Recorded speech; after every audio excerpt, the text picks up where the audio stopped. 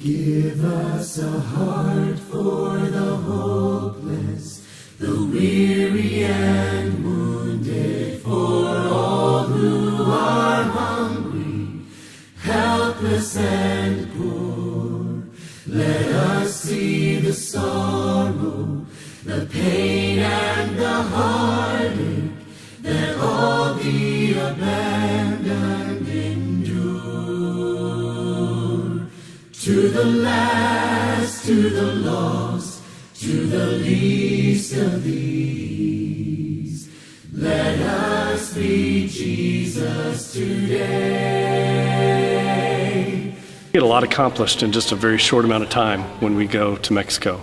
We're only there for 5 or 6 days, but we do lots of projects, from concrete floors to 340 care packages to families in the valley, to fumigating every home in all the villages, vacation Bible school every day. But just the encouragement that we can give to the local preacher, to the members there, and to the people who live there, it's just a wonderful experience for everyone that goes. Because you go there and you see people working hard, and you see people who wouldn't normally go and just make a fool out of themselves with kids. They're doing anything to get a laugh out of the kids and to help the kids have a good time. And you see people putting in a lot of hard work. You see people willing to do jobs that they wouldn't normally do. One of the strongest reasons for me to go back is the relationships we have with the people. I know that I have somebody in Mexico that I absolutely love, and I know that they care for me too. There's just so many stories of college students that have gone down there that those kids still remember, and how we can go down there for 5 days and impact their lives and just pour out love on them. To the last, to the lost, to the least. Montreal is a very unique mission trip because it's not in a rural setting, it's very urban. Montreal has been called the city with 1,000 steeples and no religion.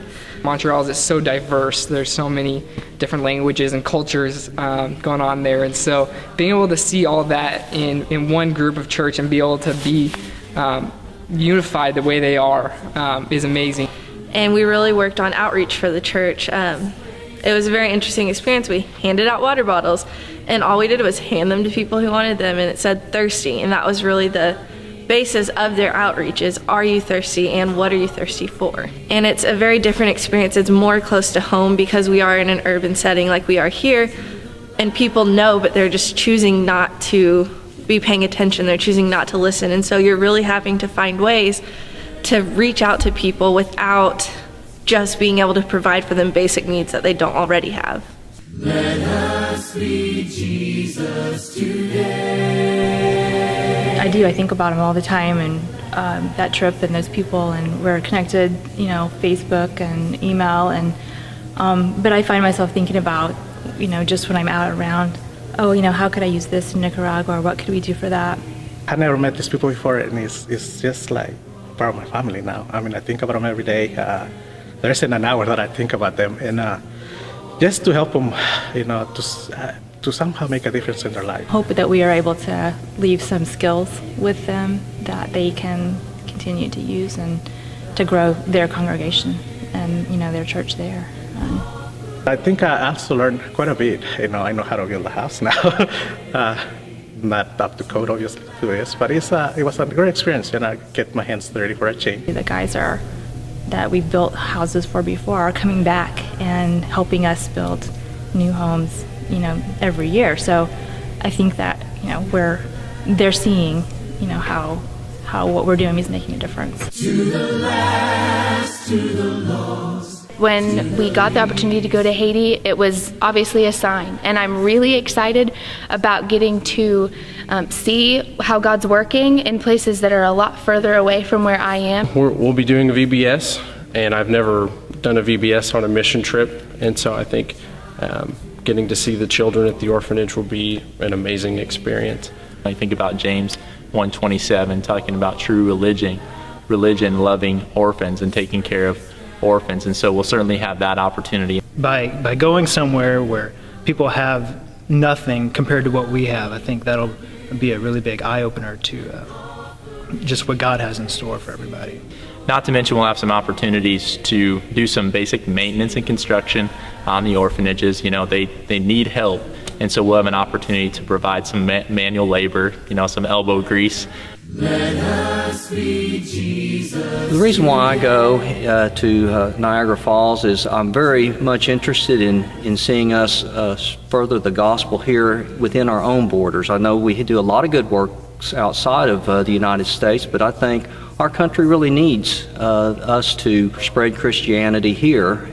When you think of just some of the activities that we had taking place, where you see the women painting these beautiful murals on the walls of telling the story of the Bible.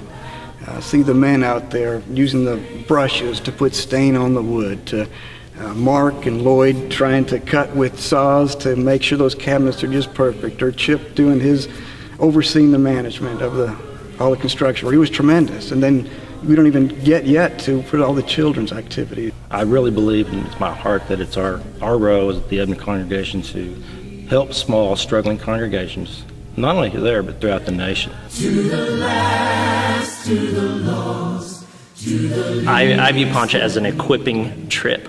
The purpose of it is so that our students know how to share their faith, not only for this trip, but for the next trip that they go on. It's kind of crazy because we put on a VBS for the kids, and it's divided from 2, 3, and 4-year-olds all the way up to teenagers. And we've had, over the past years, we've had a bunch of kids baptized from going there, and it's been really cool. The blessings of being able to go back to the same place year after year is that the same people keep coming back. And you can see progression. You can see students that knew nothing about Jesus when they first came, and they remember stories about Jesus when they come back. Well, whenever I think of Poncha Springs, there's one girl there who holds a really special place in my heart. She's my age. We really just hit it off and became really good friends because we have a lot in common. She actually came down over fall break and stayed at my house, and we really got really close. To the last, to the lost, to the least of these, let us be Jesus today. To the last, to the lost, to the least of these, let us be Jesus today.